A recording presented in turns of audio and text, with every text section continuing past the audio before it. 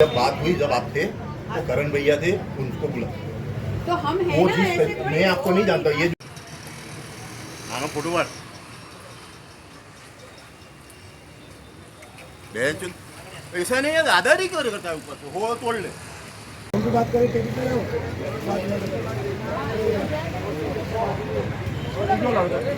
गलत कर दो आपका, ये कुछ भी गलत बोला।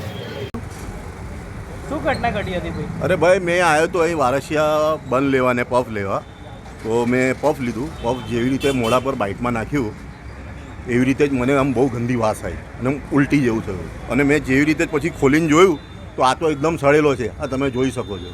અને ઉપરથી મેં આ ભાઈને કીધું હાઉં છે, તો ઉપરથી આ ભાઈએ કોઈ એમના માલિક છે કરણ ભૈયા કરીને એમને ફોન કર્યો. તો મેં એમને વાત કરી કે ભાઈ આ શું છે, કેવું વેચો છો? તો મને કહે છે શાંતિથી વાત કર, દાદાગીરી ના કર.